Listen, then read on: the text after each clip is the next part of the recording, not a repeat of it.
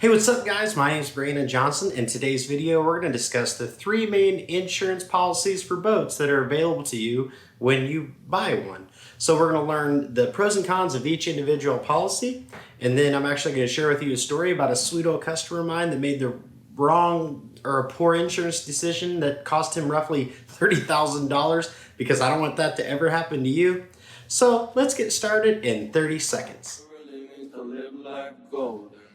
But first, I'd like to introduce our channel. I've been passionately selling boats for over 19 years. The purpose of this channel is to help you and your family enjoy boats and boating just as much as my family and I enjoy it. So thanks to the help of my staff here at Heartland Marine and my sons, we've been able to successfully upload hundreds of boat reviews, instructional operation, help, and how-to videos.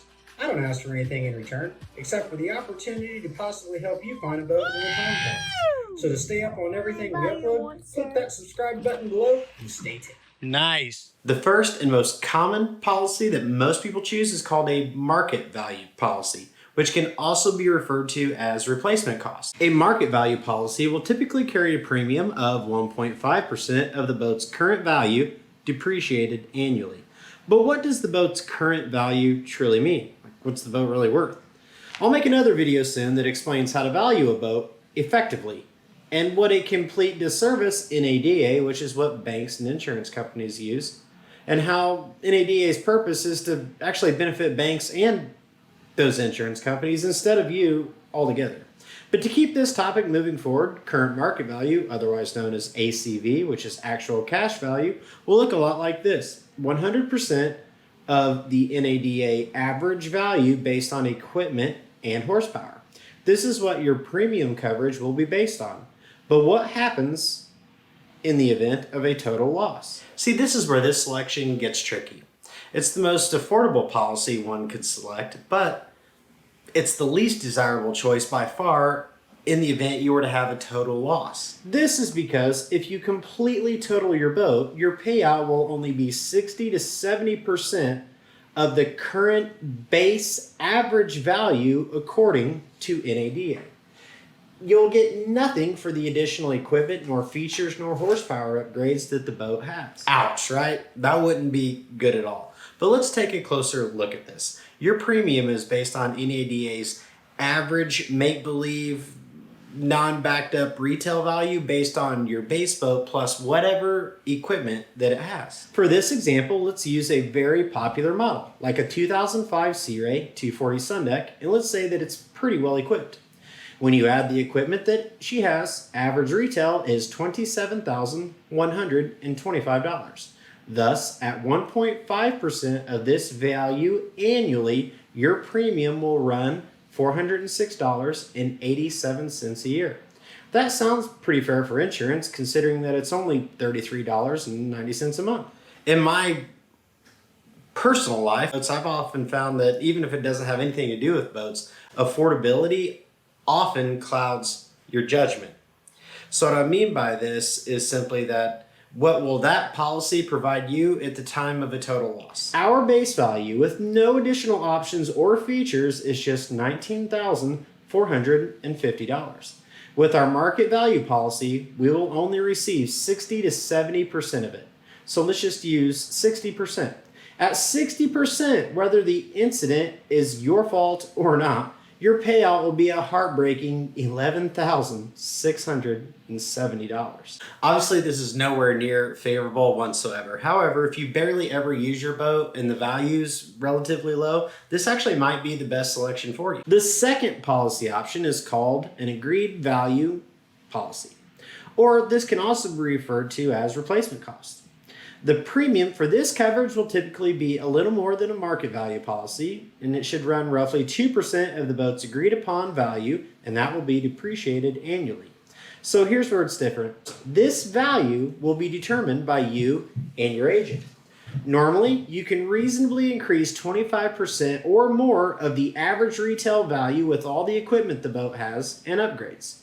So now let's take a look at some true number examples to see why I feel like this is probably the best choice for many of my customers, and many of the customers are in the market that we kind of cater to here at my business. To not completely inflate our numbers, let's take the same Sea Ray 240 Sundeck we used for our values. Once again, we have a set value of $27,125.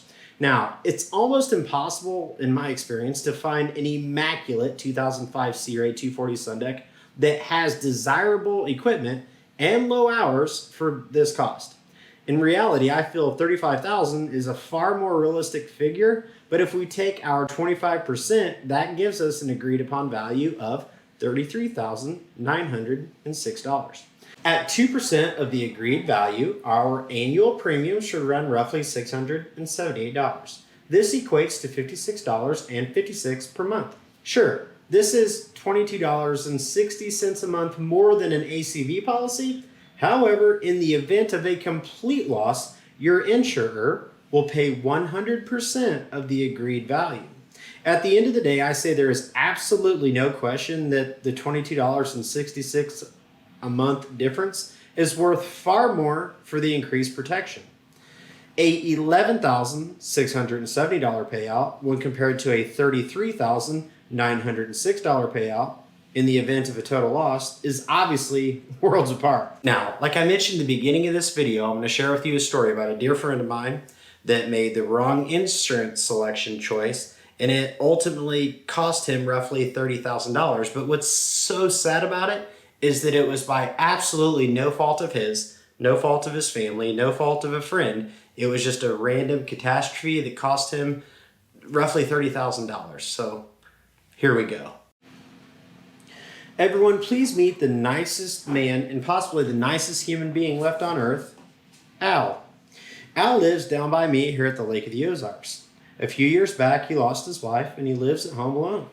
Most people that know him say that he lives pretty much to take his big old family out on the water and enjoy making memories together.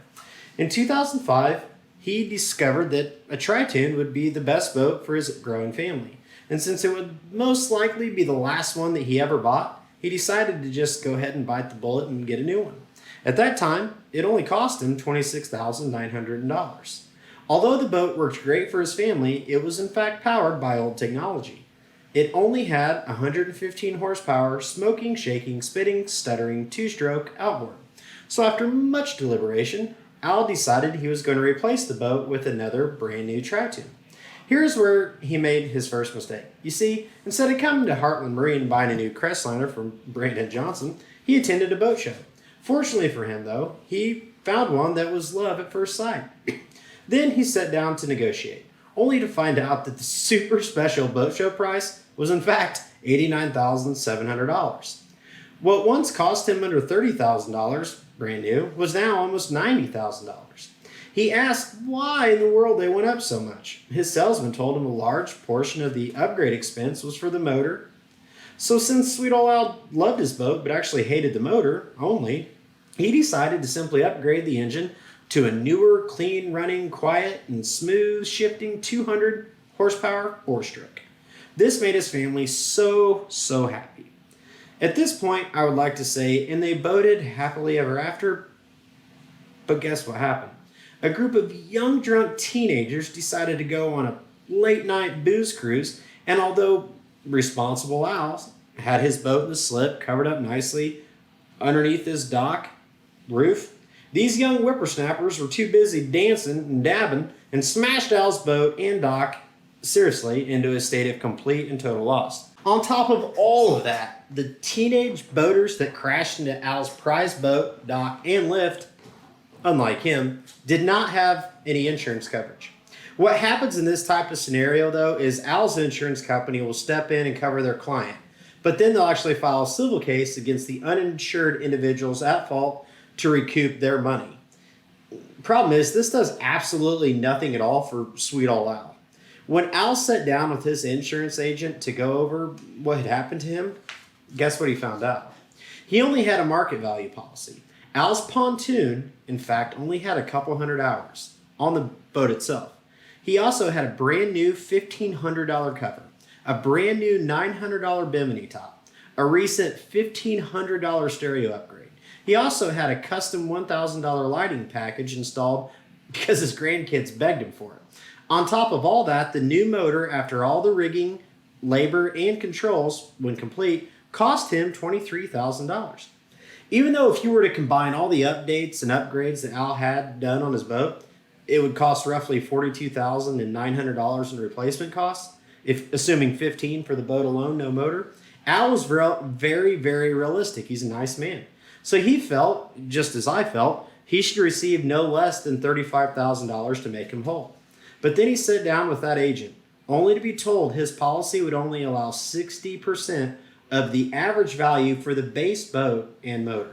The check that he was forced to take in the amount of $15,498 is probably one of the absolute saddest stories that I've heard in regards to boat ownership. And I've even bought a couple boats that I had to put motors in where I got lied to and I bought them, but his story is way worse than that to me. I could only wish that that would happen to my worst enemy. But please make your insurance selection carefully so this doesn't ever happen to you. Moving on, the last and final option is only pertinent when a boat is brand new. It is called total replacement cost. This will run roughly 3% or more of the purchase price annually. However, this will cover 100% of the same make and or model boat, even if the new boat's cost has significantly inflated. In the words of my insurance agent, this will replace a like make model replication for said boat in full. Well guys, thanks for watching. If you made it this far, this concludes our insurance video. So for more helpful videos, I'm making a playlist to help other boat owners. I've made some, how to find the right size and style boat, how marine financing works, how to tie knots and tie ropes and dock boats and drive boats. So do me a favor while you're checking this out, please consider subscribing by clicking down below. Thank you very much, and I'll see you.